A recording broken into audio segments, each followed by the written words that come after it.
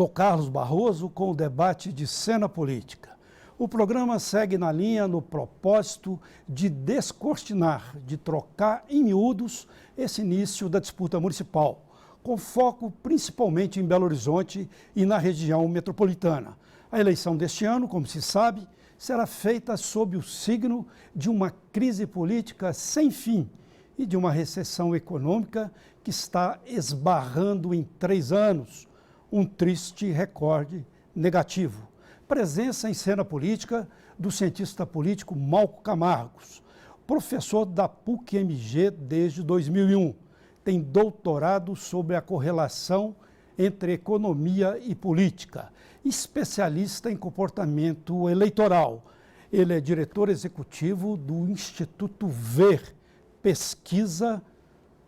Bom, e também temos a participação aqui da jornalista Carla Crift, foi repórter de política do jornal Estado de Minas e da Rádio Inconfidência. Ocupou a coordenadoria de comunicação de Contagem, foi repórter de O Tempo e ocupou a editoria de política desse mesmo jornal. Prazer em recebê-los aqui mais uma vez nesse debate. Eu estava dizendo ali, Malco, que o objetivo é descortinar, trocar em miúdos essa eleição, que até de uma certa maneira está uma paradeira aqui muito grande aqui em Belo Horizonte, né? Muitos candidatos, muitos bastidores, mas efetivamente a eleição ainda está fria. Agora você que é do Instituto VER, que é pesquisa, comunicação integrada, eu queria um panorama seu, um vislumbre de como você está vendo o perfil do eleitorado e mesmo desses candidatos que estão aparecendo aqui na eleição. É muito interessante refletir sobre o processo eleitoral da forma como está este ano, que é a primeira vez na história. Primeiro, nunca houve uma eleição tão aberta, ou seja, com tantos nomes postulando a cadeira de prefeito da capital. Uma abertura de extensão, né? Não de intensidade, né? Não, exatamente, de extensão. De intensidade, pela falta de intensidade, abre-se muita extensão. Então, não é ninguém que lidera com folga o processo, não há candidato natural em nenhum dos grupos que tradicionalmente dominam a política na capital. E mais do que isso, somado a um cenário no qual o eleitor está cansado de política e está avaliando mal os seus gestores. Eu fiquei muito feliz quando eu vi na abertura do programa que você me convidou para discutir Belo Horizonte. Agora, quando a gente amplia um pouco mais o cenário, quando coloca a região metropolitana, o cenário também não é diferente. Vai no mesmo compasso. No mesmo caminho que a gente vê em Belo Horizonte, a gente tem visto na região metropolitana e também, por que não dizer, em outras capitais deste país. Em torno de 40% a 50% dos eleitores não escolhem e não querem escolher nenhum dos nomes. É claro que isso vai mudar. É claro que a hora que a porca apertar, na hora que chegar a data, é melhor fazer alguma escolha do que não fazer escolha nenhuma. Agora, neste momento, a indecisão do eleitor gera uma incerteza muito grande para os partidos. E eles ainda trabalham com outro componente, a mudança da lei eleitoral, que adiou-se o período das convenções e, por consequência, o início da campanha. Então, esse maior tempo para que as elites políticas se organizem trazem mais dificuldade para o eleitor começar a olhar para o cenário e começar a fazer as suas escolhas. Então, esse adiamento, Malco, me fez pensar em uma frase do ex-governador Hélio Garcia, que disse que eleição começa mesmo depois da parada de 7 de setembro, né? Você acha que com esse adiamento aí tudo pode empurrar essas decisões lá para agosto, setembro, né? Porque neste momento nós já teríamos uma indicação dos partidos no caminho, pelo menos de quem está em qual partido e quem seriam os postulantes a disputar as convenções. Agora, tal com a lei eleitoral nova, nós só sabemos quem ficará em cada partido a partir de meados de março, quando fecha a janela eleitoral. Ou seja, nem por quais quadros, por quais partidos cada um dos quadros irão postular o cargo de prefeito, não dá para saber neste momento. Então, é muita incerteza, o que faz, de outro lado, que a campanha seja menos informativa e também mais cara, com maior volume em pouco tempo de comunicação. E ainda tem, falando em campanha, ainda tem a questão do financiamento, que ainda, apesar de ter tido a votação já no Congresso Nacional, assim, nada impede que isso venha a ser mudado, inclusive pelo Poder Judiciário. Então, assim, como financiar as campanhas, eu acho que ainda é um ponto de interrogação, né? E é tão interessante, Carla, porque a gente sempre teve uma lei que sempre funcionou aqui no Brasil, que era, em regra eleitoral, não se mexe um ano antes do pleito, exatamente para que elites políticas, interessados e eleitores já vão se acostumando e fazendo a sua escolha, porque a máxima é simples. Quanto mais bem informado, quanto mais tempo você pudesse refletir sobre a sua escolha, melhor ela é. E a lei eleitoral, tal como está, essa incerteza jurídica vai fazer com que as pessoas se informem em muito pouco tempo. E quando a gente informa, qualquer decisão tomada de curto prazo tem maior chance de ser uma decisão errada ou que se arrependa da sua escolha no futuro próximo. Acho que essa eleição, então, deve estar, ainda está, né, no escuro, de uma certa maneira. E a gente tem outras questões, né? Essa crise econômica medonha, que bateu, inclusive, no Estado. O governo parcelando o salário de funcionários, fazendo o contingenciamento, inclusive até de dinheiro que iria, recursos para aposentados. Tentou fazer de 360 milhões de reais de contingenciamento para a área de segurança, não deu certo, porque houve até uma ameaça de greve. Isso tudo joga as decisões, até do partido que está no poder no Estado, empurra, né, as decisões. E do ponto de vista do poder local, né, assim, são raríssimos os prefeitos bem avaliados neste momento. Então, Belo Horizonte, por exemplo, que é uma Existem cidade já que pesquisas vem, que várias mostram. pesquisas que são feitas, né, nas várias cidades, são raros os casos de prefeitos bem avaliados. Belo Horizonte é uma cidade que, querendo ou não, vem com uma certa continuidade desde Patrus Ananias, né? De Patrus para Célio, de Célio para Pimentel, de Pimentel para Márcio, e agora de Márcio não se sabe mais. Então, ou seja, um cansaço das pessoas com as elites políticas tradicionais. Contagem, onde você trabalhou, né, Carla? Apostou numa mudança e agora está repensando suas escolhas. Betim, com Maria do Carmo e Carlyle, os dois também muito desgastados. Neves foi também com a Daniela e agora também repensando suas escolhas. Então, as cidades questionando escolhas passadas e pior. Nova Lima também encaixa, Nova Lima também Nova encaixa Lima bem nesse também, quadro. com Cassinho. Isso. E as pessoas sem ter por onde apostar no futuro melhor. Eu acho que essa é uma eleição da desesperança. E eu acho que isso Ou seria eu acho que a possibilidade de ser uma eleição da rejeição, quer dizer, o menos rejeitado, né, se consolidar como o favorito. A gente sempre trabalha com uma questão, quando se pensa neste momento, do potencial de cada candidato, que é uma relação entre conhecimento e rejeição. Ou seja, quem que é o melhor candidato neste momento? É alguém que é pouco conhecido, mas aqueles que o conhecem gostam dele. E é interessante quando a gente pega os nomes nessas cidades todas que a gente falou aqui, não há esse perfil, não salta nas pesquisas de opinião esse novo nome que pode ser bem conhecido e pouco rejeitado. Por quê? Só de se apresentar como político, só se colocar como alternativa, independente da trajetória, o eleitorado está recusando. Agora, isso traz um outro caminho. Alguns partidos pensam assim. Então, procuraremos nomes que não estão ligados à política. Isso. Um empresário de sucesso. Nome. Agora, o eleitor é muito interessante. Como é que ele é sábio? Ele também tem medo da pessoa que não tem ligação com a política, que ele sabe que fazer política não é gerir empresa. Fazer política é fazer escolhas. E escolhas não necessariamente é de certa contingência ou de gastar menos aonde vai-se mais dinheiro, e sim onde que as pessoas precisam mais.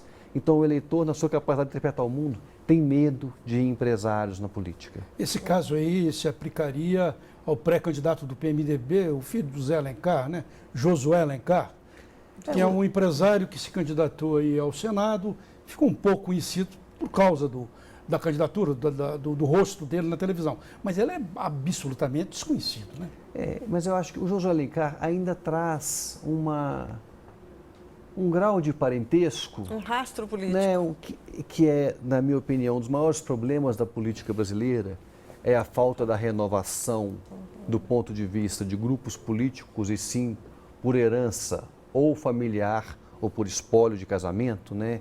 Então, se renova ou elegendo a mulher ou elegendo um filho, e quase nunca outros grupos conseguem se perpetuar na política que não seja assim. Eu tenho aquela tese aqui em Minas das famílias governamentais, né? Sempre... Então, Josué traz um traço de política. Agora, Márcio Lacerda tem apostado muito em trazer um nome mais técnico para a cidade, a partir do que ele atribui o sucesso da sua administração, do perfil de Anastasia e tal. Agora ele esquece de um ponto importante.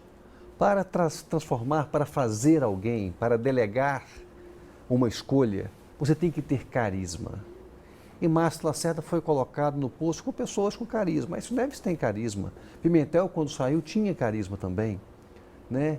Agora, alguém sem carisma, e não há dúvida que Márcio Lacerda é uma pessoa que carrega pouco carisma na sua forma de lidar com o eleitor, ou mesmo com a mídia, etc., dificilmente ele tem cacife para eleger alguém a partir do seu carisma. Então, essa pessoa técnica terá que ser também um político muito hábil, o que não é a história que a gente tem visto. Além da ausência do carisma, eu vejo hoje o prefeito numa situação ainda mais complicada, porque ele perdeu o apoio das forças políticas que o elegeram, né? No primeiro mandato ele tinha duas forças políticas importantes, o PSDB e o PT. Já na segunda ele teve o PSDB, né? E o partido que ele está é um partido que, pelo menos em BH, é um partido extremamente inoperante, pouco expressivo, né? Então, hoje, ele não tem uma força política que o dê respaldo, né? Que dê respaldo a ele. Eu não sei, Marcos, eu queria até que você comentasse. Eu acho que o eleitorado gosta de poste. Eu acho que, assim, o desconhecido tal tem um certo atrativo, principalmente em função do desgaste dos outros nomes, dos nomes poste apoiado por um grande nome, da né? política. Mas exatamente isso que eu ia perguntar. Mas, assim, postes precisam ter ali um respaldo interessante, né? Forte, né? E não parece ser o caso de eventual candidato do prefeito de Belo Horizonte. Eu acho que você foi muito perspicaz na sua leitura, Carla, porque a política, um candidato se forma com 3 dimensões, né? Uma capacidade de se relacionar com o eleitor, de angariar votos. Então, passa um pouco pela simpatia, pelo carisma, pelas propostas, etc. Passa por uma articulação política forte, numa organização de uma boa chapa de vereadores, uma articulação para fora da sua cidade e tal. Sim. E com articulação com grupos econômicos para viabilizar a sua campanha. Dessas 3 pernas, então, né, assim, Márcio Lacerda consegue ainda segurar uma bem, que é uma relação com o setor empresariado da cidade, etc. Então, eu brinco assim, ele tem cacife? Cacife ele tem, para entrar na mesa julgando. Agora, o cacife que ele tem é suficiente para poder alavancar uma candidatura? Aí eu acho que tem que olhar outra coisa. Dentro do seu partido, além de ele ter perdido os partidos que o apoiaram, perdeu o PT, perdeu o PSDB, no seu próprio partido, o PSB de Minas é muito diferente do PSB nacional, que tem 2 núcleos importantes, um no Rio Grande do Sul e outro em Pernambuco. Então, esses 2 núcleos podem articular por cima, seja com o PT, seja com o PSDB, e deixar a situação aqui mais difícil para o prefeito. Além disso, tem uma questão temporal que eu acho muito importante. Márcio Lacerda, há 4 anos atrás, quando disputou a reeleição, ele apostava que faria um segundo mandato muito melhor do que o primeiro. O que estava se apontando para a capital? A inauguração das obras da Copa do Mundo, né? O sistema de saúde sendo ampliado com o bom funcionamento do Hospital do Barreiro e também a instalação do metrô, que ele apostava que conseguiria recurso do governo federal no segundo mandato. As obras da Copa do Mundo acabam que uma queda do viaduto gerou uma certa frustração em toda a cidade. O metrô não andou nem 1 milímetro e o Hospital do Barreiro foi inaugurado agora, mas no meio de um problema tão grave de saúde pública com relação à dengue, de zika, que todos os postos de saúde estão. Então a avaliação dele nunca foi dos níveis que ele tem hoje, ou seja, é o pior momento da administração Márcio Lacerda. Né? No segundo mandato, agravado ainda pela crise econômica. Né? Só complementando aí, você falou em nome técnico e ele tem lá o secretário Josué Valadão, outro Josué, né? Tem o Alencar e tem o Valadão. Você acredita na possibilidade de ele apostar? Ele não tem os cabos eleitorais, como Carla disse, aqueles cabos eleitorais que ele tinha anteriormente, mas ele tem a máquina da prefeitura, uma máquina forte, né? Uma máquina. Daria para apostar num secretário técnico como Josué Valadão? Não, no momento, Barroso, com os candidatos todos, quem lidera as pesquisas atualmente fica com 12%, qualquer nome de qualquer partido é viável. Isso torna esse jogo bastante incerto, né? Então, essa ausência de uma liderança, essa ausência de um nome que capitaliza, né? Que o eleitorado começa a olhar e migrar aquela onda para ele, não existe ninguém que tenha feito isso nesse momento. Já era para estar, né? Nós estamos há 6 meses da eleição, né? Já era para se estar com um processo muito pouco mais, né? Definido 7 meses, pouco. E com pouquíssimas definições, ou praticamente nada, né? Só Então, um amontoado de nomes. Do lado do prefeito, não há clareza de quem é o seu candidato, nem que tipo de candidato que virá. Aí nós temos mais 2 grandes forças em Belo Horizonte. Temos o PSDB, sempre foi uma liderança, um partido, tem ficado cada vez mais forte na capital, que tem 3 nomes fortes colocados no pleito.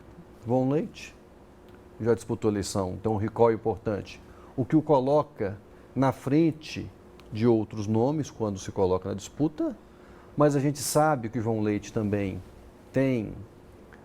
é associado a uma velha política e qual o eleitor não quer neste momento, então o PSDB vai ter que fazer escolha e tem que lembrar do erro da escolha do partido na eleição para o governador, que levou um resultado completamente inesperado para a cúpula do partido, então pode ser que se repita o mesmo erro novamente. Tem João Vitor Xavier, que é alguém que renova o partido de certo lado, porque é alguém que não tem a mesma origem de outros candidatos, mas de outro lado é alguém que não tem tanto trânsito político dentro do partido, isso faz com que também tenha um espaço um pouco reduzido dentro do partido. E tem Anastasia, que seria a princípio um nome mais competitivo do partido, porém não é vitória certa e mais do que isso, se for, como explicar ao seu eleitor, a quem gosta dele, passagens curtas a cada mandato que fica. Ele pode fazer o que aconteceu com Serra, de ficar com fama de alguém que não cumpre mandato até o fim e com isso perca o seu spoiler eleitoral. É o que ele teme, disse num programa aqui da própria BH News TV. Nós vamos fazer um intervalo e continuamos com a discussão. Daqui a pouquinho, o Cena Política está de volta.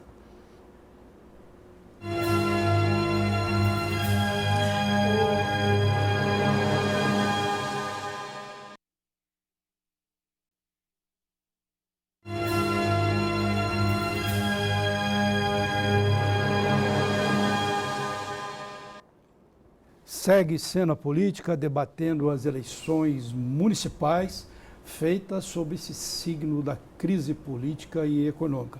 O Malco, você estava falando aí de candidatos, você citou até o João Vitor Xavier, do PSDB, que é um homem de comunicação, conhecido. Isso é uma das características dessa eleição, que aqui em Belo Horizonte principalmente, que estão aparecendo pessoas de comunicação. Tem o Caixa, que é o narrador de futebol, Carlos Viana, que é da TV Record. Como que você analisa esse surgimento de vários nomes, de pessoas ligadas à mídia, à comunicação, em uma eleição municipal, diferentemente de outros anos, né, que já surgiu o Ferrara, que era de comunicação, mas eram coisas episódicas, né? E é interessante porque não é só Belo Horizonte, São Paulo também a gente vê com Datena, com Ratinho, né, outros nomes também que emergem via mídia. O que acontece, Russomano, né? O Russomano, o eleitor cansado da política acaba vendo em quem está fazendo política indiretamente, ou seja, no meio de comunicação, como sendo uma alternativa para os políticos. Não há dúvidas que em uma eleição você tem 2 trabalhos. O primeiro é tornar-se conhecido ou depois tornar-se escolhido. Quem vem da área de comunicação sai em vantagem, né? Agora, o que é interessante é pensar, né, tem uma frase que eu gosto, que é a hora que balançar a árvore, que macaco que segura lá em cima, é o quanto que as pessoas de comunicação vão dar conta de segurar um discurso de política, né? E na eleição nós não escolhemos a estratégia do time do Atlético ou os bastidores do futebol ou apontar o problema do buraco da rua, como faz cada uma dessas pessoas aí, né? Tem que se discutir a cidade como um todo. Nesse sentido, aqueles que têm mandato parlamentar já têm mais chance de se colocar, de se apropriar de um discurso da política. Então, mesmo Carlos Viana, por ser mais conhecido deles, já andou na frente das pesquisas, eu acho que João Vitor Xavier e o próprio Caixa têm mais chance por exercerem mandato na Assembleia. E entre os dois, eu acho que João Vitor tem muito mais um trânsito para além do futebol do que o próprio Mário Henrique Caixa. Então, ele vai ter que conseguir ampliar o seu discurso. Quando olha a segmentação dos votos do Caixa nas pesquisas de opinião, é muito interessante. Ele tem um percentual de votos, mas é quase todo por homens. Mulheres não votam nele.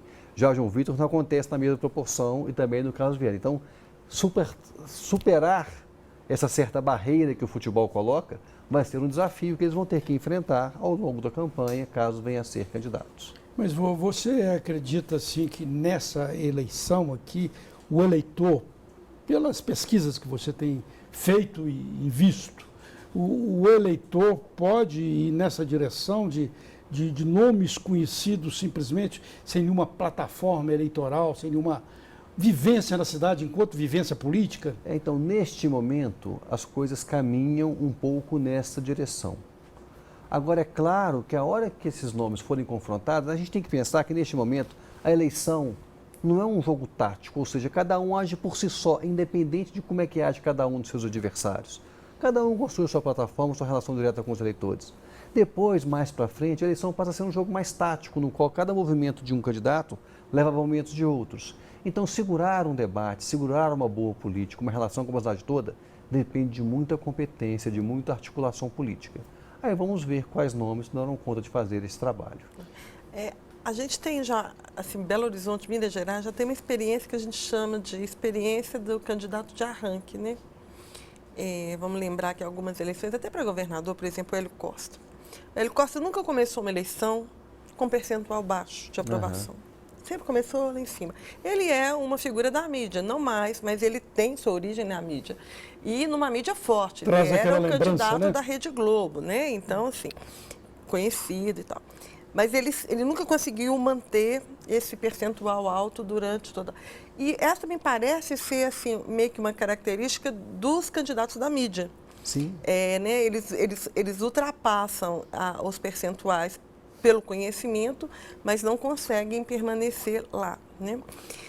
Mas, por outro lado, essa eleição tão diferente, né? Porque, assim, por exemplo, se a gente pensar na eleição de Belo Horizonte, todos os últimos mandatos, aí eu estou falando de 4, 5 mandatos para trás, o prefeito fez seu sucessor. Belo Horizonte tem essa, né? Quer dizer, vamos começar lá de Patrus, né? Ele fez o Pimentel, Cecélio, né? Patrus Cecélio. Célio fez Pimentel. E aí...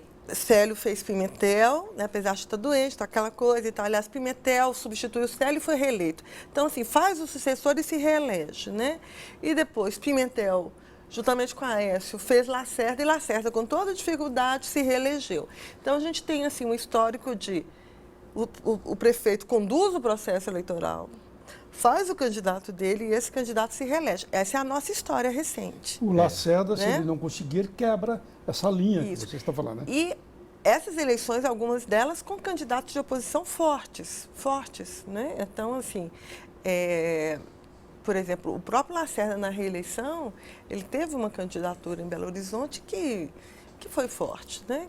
Tivemos segundo turno na eleição. Cara, é interessante, quando você lembrando Hélio Costa, quando começou a campanha, Hélio Costa tinha 50 e poucos por cento dos votos e a Anastasia tinha 3, 4% dos votos. E nós fizemos um trabalho de pesquisa grande no Estado e as pessoas se referiam a Hélio Costa não como ex-ministro, não como um político importante, só se referiam a ele como repórter do Fantástico. Repórter do Fantástico. Ele é o repórter do Fantástico. Mesmo que tenha sido há tanto tempo atrás, anos. né? E quando se referia ao Anastasia, as pessoas falavam assim, tem um professor, Anastácia, Anestesia, eu não sei muito bem o nome dele não, mas dizem que ele é o homem forte do Aécio, ele que faz esse governo. Então dava claro que ao longo da campanha, Hélio Costa passaria tentando segurar os seus votos e perdendo porque, sabendo que o repórter do Fantástico não vai ser suficiente para eleger o governador de Minas, o fato de ter sido repórter do Fantástico, e o outro com a aura de ser o professor do governo do Aécio. Então estava claro que essa inversão ia acontecer em algum momento. Nos surpreendeu a velocidade que isso aconteceu. A hora que o eleitor incorporou o professor versus o repórter do Fantástico, ficou muito fácil para o professor.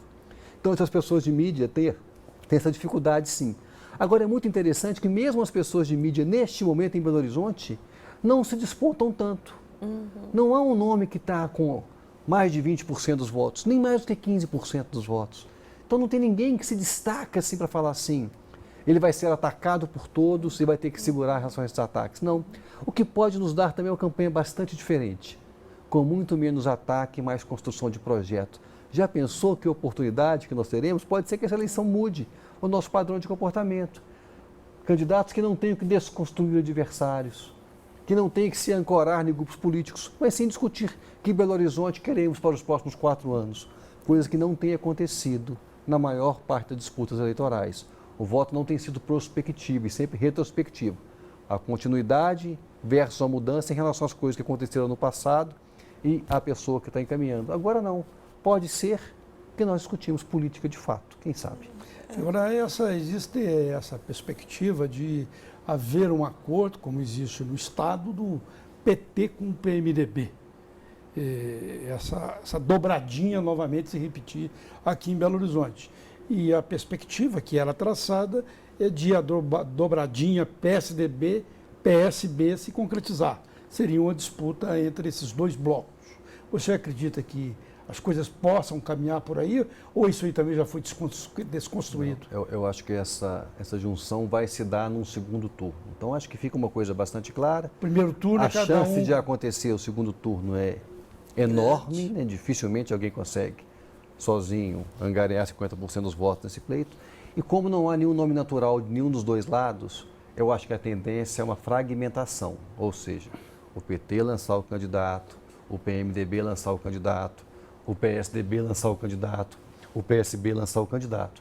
E aqueles que foram para o segundo turno, os grupos se unem novamente numa disputa. Então, dado a oportunidade, dado o quanto que o jogo está aberto, dificilmente essas forças se juntarão com chance de se perder no primeiro, perdem tudo. Então, uma estratégia mais conservadora neste momento deve guiar os nossos políticos, ou seja, fragmentar no primeiro turno para juntar mais na frente.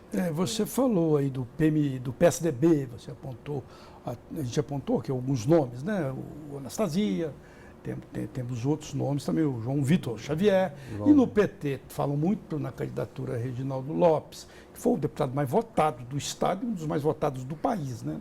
Na última eleição. Mas, de outro lado, com uma penetração muito pequena em Belo Horizonte. Aí nós temos Rogério Correia, que é um outro nome que se coloca, que tem uma votação boa em Belo Horizonte, mas é um deputado pouco votado dentro do partido. E tem um nome que eles sempre colocam como sendo o salvaguarda do partido, que é o Patrus Ananias, que pode entrar com alguma chance.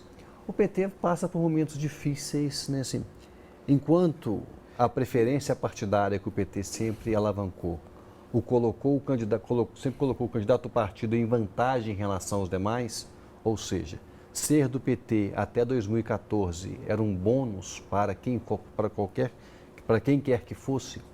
Em 2016, ser do PT é um ônus. Pela primeira vez nas pesquisas de opinião, a rejeição partidária é maior do que a simpatia partidária. Ainda com a crise política que toma conta lá do Palácio do Planalto, crise econômica, isso tudo que eu falei também no outro bloco, de medidas que o governador Pimentel tomou, que também foram muito difíceis aí para agradar eleitorado, né? Colocou muita gente contra o governo, né? Acho que o governador Pimentel ele conseguiu fazer um primeiro ano melhor do que se esperava do ponto de vista de agradar alguns grupos, né, a relação com o professorado, a reconstrução de uma relação, e logo depois pode pagar um preço muito alto por isso ele não conseguir, se por um acaso ele não conseguir cumprir os acordos firmados no primeiro ano de governo. Então pode ser que ele tenha dado um tiro pela culatra com os anúncios do seu primeiro ano. Então, se caso ele não cumprir, ele terá grandes dificuldades para relacionar com uma categoria que apostou nele durante a eleição, apostou nele no primeiro ano e pode abandonar o barco se ver que ele não vai cumprir o combinado com essa categoria. Eu queria voltar, Malco, né, na história da possibilidade das coligações. Você falou que acha difícil que algumas coligações aconteçam ainda em primeiro turno, né? Mas aí eu queria botar aqui uma questão para a gente pensar, porque, e aí falando um pouquinho do governo Pimentel também, PT e PMDB em Minas estabeleceram uma aliança relativamente sólida. Eu brinco, eu já disse aqui nesse programa mesmo algumas outras vezes, o PMDB de Minas é o PMDB mais fiel ao governo da Dilma, né? Ao governo federal. A gente tem um vice-governador que é do PMDB, que é um vice-governador que tem demonstrado, digamos assim, uma certa lealdade, né? O PMDB de Minas tem mostrado uma lealdade. Aliás, eu vi pela primeira vez esses dias a bancada do PMDB na Assembleia começando a dar uma esperneada, o que é muito natural, foi o que ela fez a vida inteira, né? Mas, e tem a questão do PMDB nacional também, apoio à Dilma. E aí, mais um terceiro fator, o desgaste do 13, a necessidade de ter... Então, assim, analisando esses fatores, eu imagino que não é muito maluco a gente pensar numa possibilidade já da coligação PT-PMDB para o primeiro turno. Agora, já para o lado do PSDB e PSB, já acho bem mais difícil que isso ocorra no primeiro turno. Mas como essa eleição ainda é muito maluca, eu ainda queria fazer uma outra provocação. Tem um nome que pode unir PT e PSB, que foi um nome defendido por Pimentel em eleição anterior e por Márcio Lacerda, que é o Elvésio. É um secretário do governo Pimentel, mas um nome muito querido do PSB. E que talvez possa, digamos assim, fazer emergir aí uma recomposição, uma trégua, pelo menos, não sei, né? Mas eu queria ouvi-lo sobre isso, porque eu acho que o xadrez está na mesa. Dependendo do candidato que o PSB lançar e o apoio de quem o PSB trouxer, eu acho que o PT e o PMDB podem forçar a mão e vice-versa.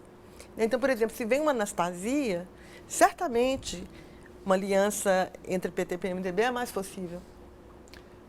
Eu acho que vamos por partes, de trás para frente.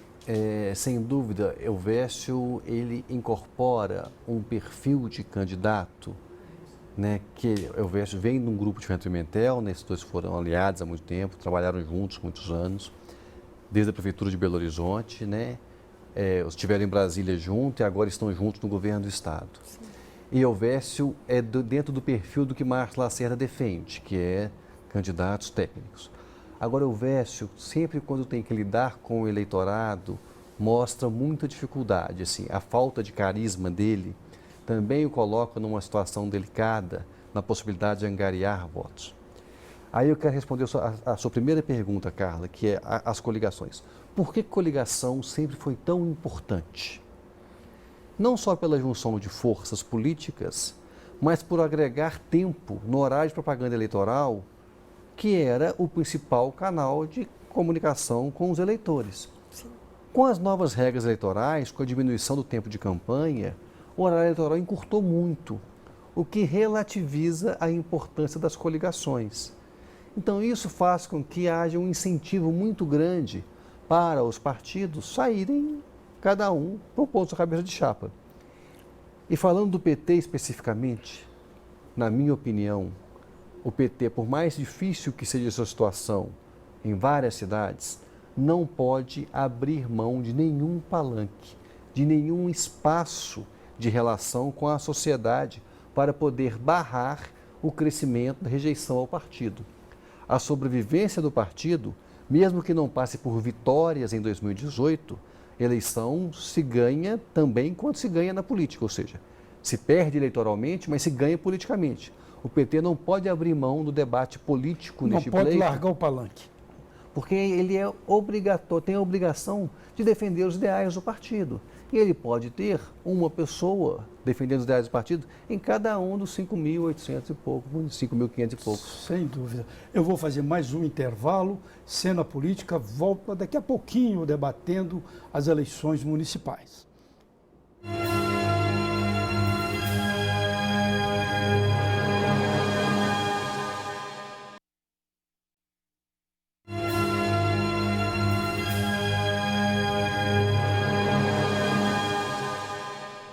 Prossegue Cena Política debatendo as eleições municipais, com presença do cientista político Malco Camargos, do Instituto Ver e da jornalista Carla Crift. Malco, eu queria perguntar a você sobre as eleições e a possível e suposta consonância que poderia ter com a Câmara Municipal de Belo Horizonte. A gente tem visto aí que há um programa aí de maquiagem, talvez, de aquela coisa mais cosmética na Câmara Municipal, de corte, de benesses, tentando projetar a casa politicamente, naturalmente. Mas você acha que há uma consonância da Câmara com a eleição municipal? Pode haver alguma influência de os vereadores influenciarem na eleição? Barroso e Carla, é com muita tristeza que eu vou dizer a minha frustração de ver a Câmara de Vereadores hoje é muito grande, é muito grande. O Legislativo Municipal consome um volume de recursos considerável em todos os municípios. É entre 3% e 7% do orçamento do município. Muita coisa, né? Muita coisa. É transferido automaticamente para o Legislativo para que ele possa fazer duas funções fundamentais em toda e qualquer democracia: produzir leis e fiscalizar o Executivo. Acontece que a Câmara de Vereadores nos últimos anos tem sido muito mais uma instituição que funciona apenas para agradar ou para se perpetuar no poder em relação àqueles que lá estão, do que de fato construir políticas públicas ou uma fiscalização efetiva do nosso Executivo. Em outras palavras, uma Câmara que já produziu grandes lideranças, algumas atuais na Assembleia hoje, né? Então, se eu for pegar nesse pleito, nós falamos de nomes agora que foram vereadores. João Vitor Xavier foi vereador, Paulo Lamar foi vereador, Patrus Ananias foi vereador, e tantos outros nomes que surgiram do Legislativo. Atualmente é uma Câmara muito mais focada na sua autossobrevivência ou nos seus próprios votos, que foram loteados pela cidade, separados. Então, acho que o Executivo tem a sua culpa. Não tem uma política efetiva, que você diz. E não tem um resultado efetivo do trabalho do vereador, né? Quem pode me dizer alguma lei que de fato tenha sido bem discutida e bem conduzida na Câmara nos últimos anos em Belo Horizonte? Você que está aqui na mídia, a Carla também acompanhando sistematicamente. Qual a ação de fiscalização? Qual o debate importante que você viu na Câmara dos Vereadores nos últimos tempos? Ela abriu mão do seu papel em troca da sobrevivência daqueles que ocupam cargos. Isso é muito triste. Então você acha que não vai ter uma consonância da importância, de uma suposta importância da Câmara com a eleição municipal? Não há uma direção que leve o pleito a passar por lá? Acho que cada um dos 41 vereadores fará a sua campanha buscando continuar no cargo, em vez de trabalhar para uma candidatura mais ampla, que seria muito mais importante para a transformação dessa cidade. E eu queria colocar uma questão que é o seguinte: além dessa, digamos assim, desse afastamento da eleição do Executivo, o Legislativo ainda tem um problema que eu acho que é conseguir a reeleição, né? Porque é difícil no momento de crise econômica, de desinteresse da política, de rejeição à classe política. E vamos lembrar também que a Câmara teve escândalos nesse último mandato, teve problemas, né? Então, assim, que geraram marchinhas homéricas de carnaval. Então, assim, teve escândalo no passado envolvendo até o atual presidente, né? Todo momento que a Câmara encontra com a população, eu digo que é sempre um momento jocoso. É sempre para gozação, é sempre para crítica. Mas sabe? aí entra uma outra preocupação minha muito grande com relação a como que se gasta este dinheiro que é transferido do Executivo para o Legislativo. Não se gasta com a produção da política pública, se gasta com a formação e com a estrutura do político, ou seja, gasta-se com o meio e não com o fim. Então, os políticos têm uma centralização e um controle de recursos tão alto do ponto de vista de contratação de cargos, ou seja, pessoas que trabalham para eles, que em vez de fazer a produção de política, faz a relação com os eleitores, de combustível, de mailing, de envio de cartas, de compra de pesquisas, de compra de informação. Isso tudo faz com que a disputa por legislativo seja muito desigual. Um novo entrante, sem a capacidade de lidar com essa quantidade de recurso, tem muito mais dificuldade de alcançar esse cargo do que alguém que já sai em grande vantagem em relação aos demais. Então torna o jogo numa simetria muito grande, trazendo muita vantagem para quem já ocupa um cargo legislativo, quando funciona igual funciona a Câmara de Vereadores. Na verdade, os gabinetes viram escritório de campanha, né? Aí a gente falava aqui fora do ar, você estava lembrando da Assembleia, né? E você tem toda a razão, né? A Assembleia de Minas chegou ao fundo do poço quando teve o escândalo dos altos salários e tal. Depois disso, ela se reinventou, se reconstruiu, com concursos públicos, com técnicos altamente qualificados em todas as áreas, na produção legislativa, na comunicação da Assembleia, no centro de atendimento ao cidadão, na escola do Legislativo. Então, várias ações que fizeram que a Assembleia hoje é referência para vários outros legislativos. Agora, a nossa Câmara vizinha não consegue se espelhar no bom exemplo. Teria de ter esses programas mais voltados à comunidade e para desvendar também caminhos da cidade, seria por aí, né? Sem nenhuma dúvida, mas e principalmente, o dinheiro não pode ser concentrado nos gabinetes, e sim na casa. Quando o dinheiro é concentrado no gabinete, ele faz política com o dinheiro. E a Câmara não é para fazer política, é para construir políticas públicas, boas políticas públicas para a cidade. Duas coisas diferentes. Este é um problema que a Câmara de Belo Horizonte vive. A Câmara de Betim agora teve semana passada, semana retrasada, a coisa do volume de combustível que é dado a cada vereador, né, com 1.000 litros de combustível. Então fizeram uma matéria grande mostrando o que dá para se fazer com 1.000 litros de combustível para um vereador. Então são coisas que não combinam mais com a forma moderna de fazer política. É muito triste quando isso acontece. Sem dúvida. Vamos para mais um intervalo e Cena Política volta já já, complementando esse debate sobre as eleições municipais.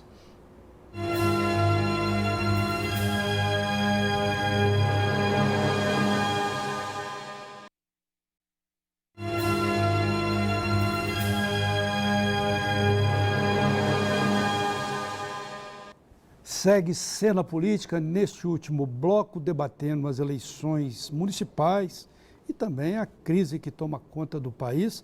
E é isso, Malco, que eu queria te perguntar. A gente tem a crise aí que a cada dia tem um ingrediente novo, né?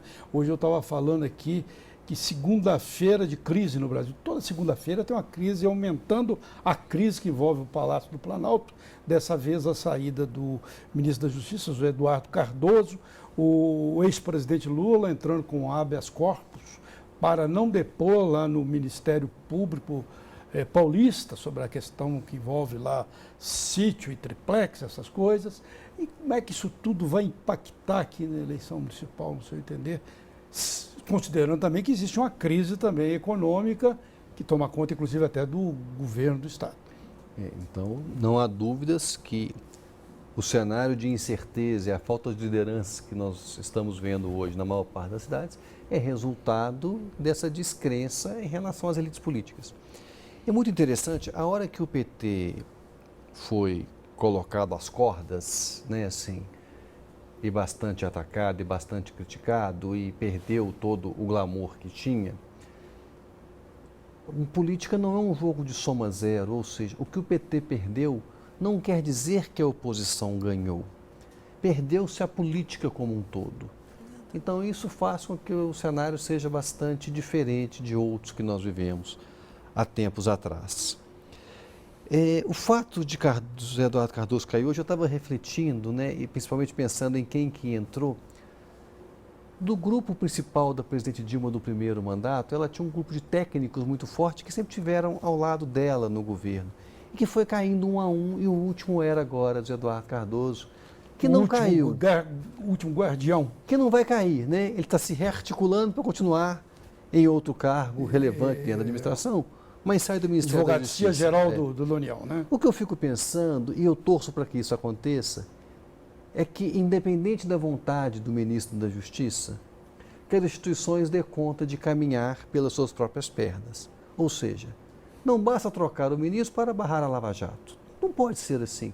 Não pode ser a vontade do chefe da Polícia Federal, não pode ser vontade do ministro da Justiça, não pode ser vontade da Presidente da República. Quando as coisas começam a desenrolar um fio, tem que ser seguido. O que não pode, aí eu acho que a grande questão é deixar o fio restrito ou colocar barreiras nesse fio, ou seja, ele só tem uma direção. e sabendo que o fio tem duas pontas, é importante que se deixe claro todas as pontas. Agora, se por um acaso qualquer mudança agora interromper este processo, eu não acho que isso vai acontecer. Eu acho que as coisas já tomaram um ponto que não tem como mais serem interrompidas. Felizmente, tem hora que tem que passar a limpo mesmo.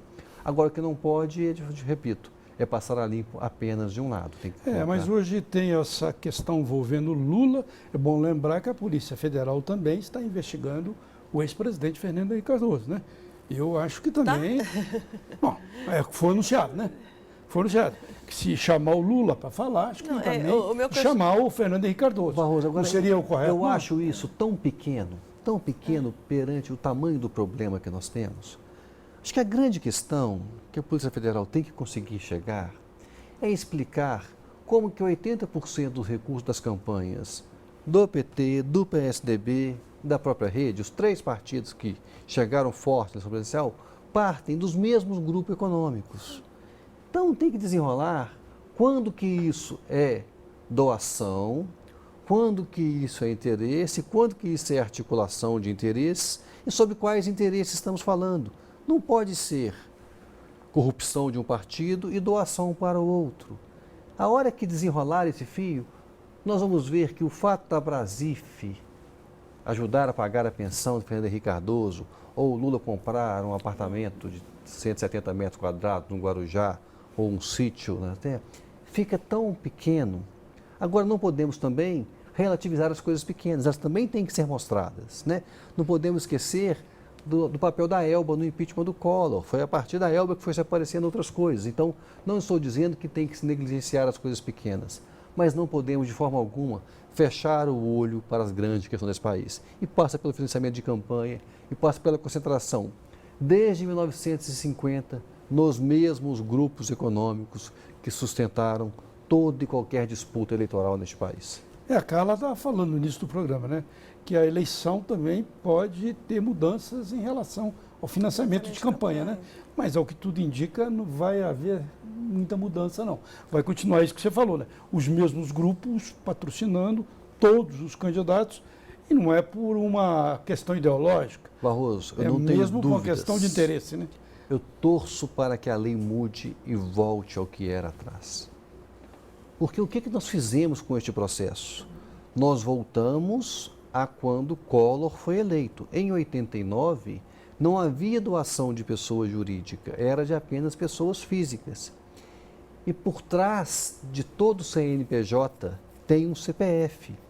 Então, o que mudou é que naquele momento os CPFs eram importantes e o Caixa 2 era muito forte. E ao que tudo indica, nós viveremos em 2016 esse mesmo cenário. CPFs fazendo diferença e o Caixa 2 voltando a operar de maneira mais forte no país. Com um problema, o CPF é muito mais difícil de ser ligado depois à redistribuição do dinheiro público, porque você tem que ver, o CPF está atrás de qual CNPJ e o CNPJ está agindo de qual forma dentro do governo. Então vai ficar mais difícil de nós fazermos o que a Operação Lava Jato pode fazer agora, seguir o caminho do dinheiro. Seguir a grana, né? Seguir a grana. Segue aquela grana para ver onde que ela chega, né? Que é a solução para a maior parte dos problemas de crime de organizações fortes. O tráfico de drogas, se você não cercar o dinheiro, você não consegue chegar, você fica pegando aviãozinho. Então, a hora que fica cercando a pensão de um, o sítio do outro, é igual prender o aviãozinho do tráfico e deixar que os traficantes continuem, os grandes traficantes continuem operando. Você acha que chega nessa proporção?